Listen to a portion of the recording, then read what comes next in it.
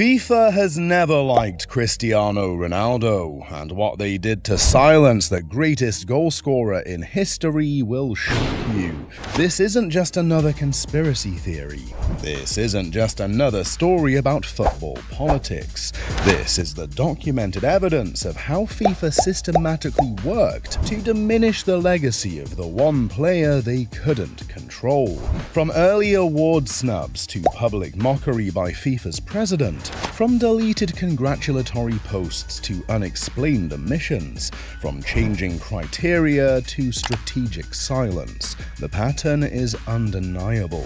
What you're about to discover is the exact blueprint of FIFA's 15-year campaign against Ronaldo. Not just the obvious moments, but the subtle psychological warfare, the behind-the-scenes manipulation, and the institutional bias that tried to erase greatness itself. Every snub has been documented, every pattern analyzed, and every moment of bias that seemed impossible has been broken down to show you how power works when it feels threatened. We'll explore the golden boy robbery that started it all, the Blatter mockery that changed everything, and the modern-day erasure that continues today. But first, let me show you just how deep this conspiracy really goes.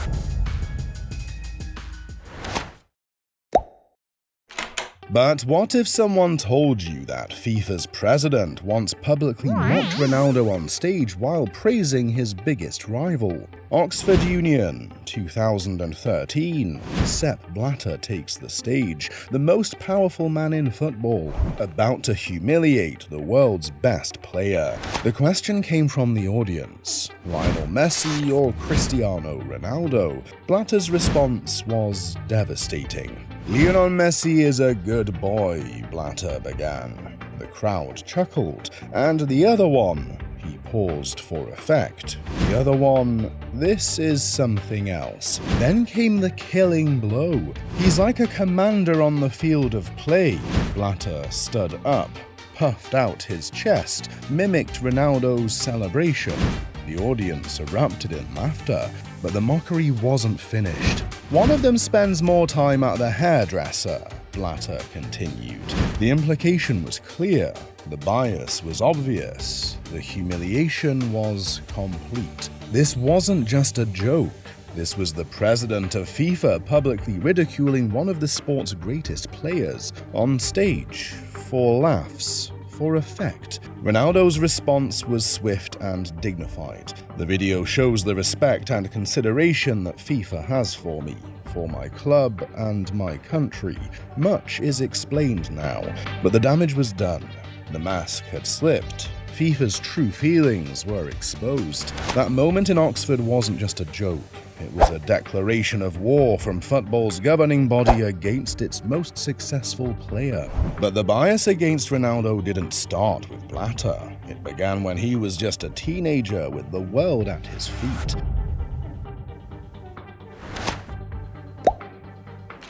2003, Ronaldo finished second in the Golden Boy Award, behind Rafael van der Vaart. Understandable.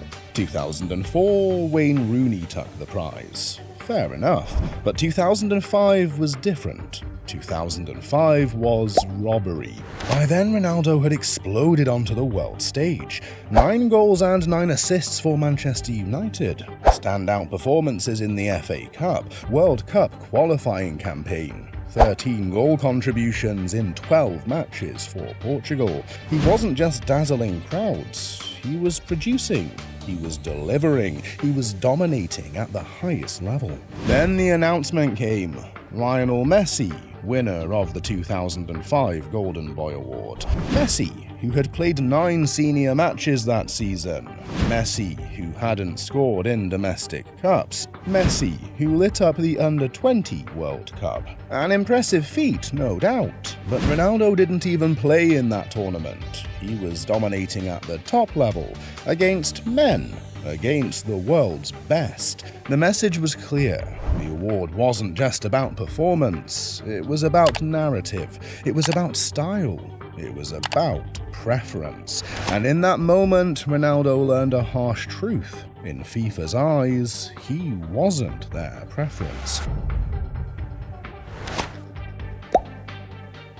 2 years later, FIFA found an even more creative way to humiliate Ronaldo, live on television, in front of the world. 2007, Ronaldo had just delivered one of the greatest individual seasons in Premier League history. 23 goals and 14 assists across all competitions. Manchester United reclaimed the Premier League title. Records broken. Standards set. In the Champions League, he completed 20 dribbles in a single match, a record that still stands today. He was electrifying. He was unstoppable. He was the best player in the world. But when the FIFA World Player of the Year shortlist was released, his name wasn't even in the top 2. The ceremony arrived. Sepp Blatter took the stage. The results were announced. 3rd place, Cristiano Ronaldo. 2nd place, Lionel Messi. 1st place, Kaká. Even if Kaká deserved the award, what happened next was unforgivable. FIFA handed Ronaldo the wrong trophy, on stage, in front of millions, live on television. He was forced to switch it, in front of the world. The humiliation was complete. It was clumsy, it was embarrassing, and for a player already feeling overlooked, it felt deliberate. The message was clear. Even when Ronaldo was on stage, FIFA couldn't get his recognition right. But perhaps the most telling moment came when Ronaldo had to fight for an award he'd already earned. 2013, the year Ronaldo couldn't be denied. 69 goals across all competitions. Carried Portugal to the World Cup with a legendary performance against Sweden. 4 goals across 2 legs. Pure magic. He was a phenomenon. Unstoppable, undeniable. But as the Ballon d'Or deadline approached, he was trailing in the voting. Trailing, despite the greatest individual season in recent memory. Then something unprecedented happened. Public pressure mounted. Media questioned the voting. FIFA's own internal debate became public. The voting period was extended for the first time in the award's history. When Ronaldo finally won, he cried. Not tears of joy, tears of relief. Tears of a man who knew he'd had to fight for recognition that should have been automatic. This wasn't a celebration, observers noted. This was survival, because every time Ronaldo rose above the system, it wasn't thanks to FIFA, it was in spite of them. When FIFA couldn't control Ronaldo's voice, they tried something more sinister. They tried to control the silence around him. 2018, Luka Modric won the Ballon d'Or. A great player, a World Cup finalist. But Ronaldo had been the Champions League's top scorer. 44 goals in 44 matches. Hat-trick against Spain at the World Cup. Not just snubbed, discredited. When he questioned the process, they called him bitter. When he skipped the gala, they called him ungrateful. But the real punishment was more subtle. 2019, Ronaldo was removed from FIFA's video game covers. No statement, no warning, just replaced. By Dybala, by Neymar, by Alex Morgan. They said it was routine. They said they were celebrating diversity. But it felt like erasure.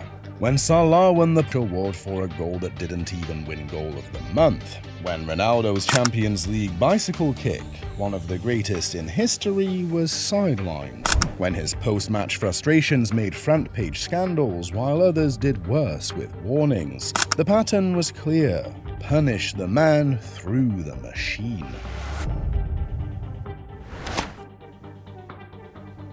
But perhaps the most damning evidence of FIFA's bias is what they chose not to celebrate. 935 career goals, more than any player in history.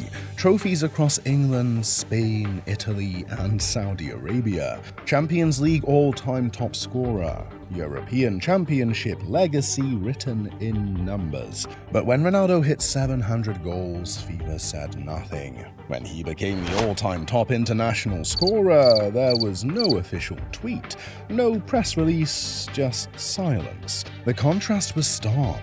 When Messi won awards, FIFA posted. When Ronaldo won awards, FIFA paused. When Messi broke records, celebrations. When Ronaldo broke records, silence. In 2024, Ronaldo didn't vote in FIFA's awards, didn't show up, didn't post. The captain of Portugal absent from the biggest awards night in world football. When FIFA was asked why, they offered no statement, no explanation, no accountability.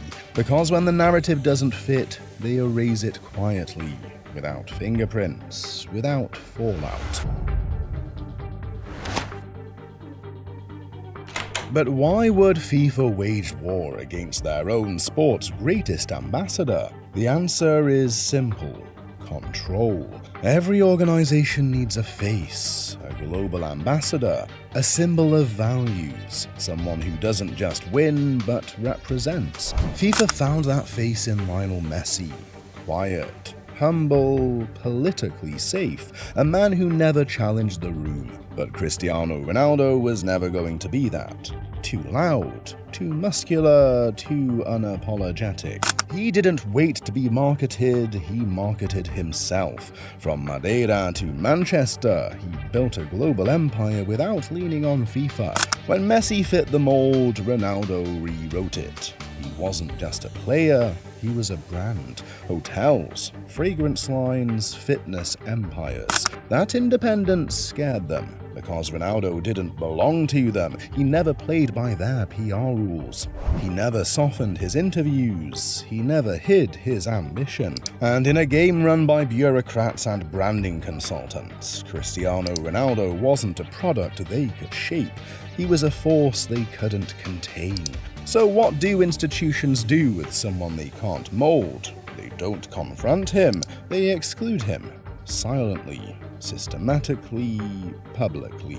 So there it stands, the complete evidence of FIFA's 15-year campaign against Cristiano Ronaldo. From the Golden Boy robbery to the modern-day silence, FIFA's treatment of Ronaldo reveals a truth about power. When institutions can't control greatness, they try to diminish it. They didn't just overlook him, they undermined him. They didn't just ignore his achievements, they rewrote the criteria to exclude him.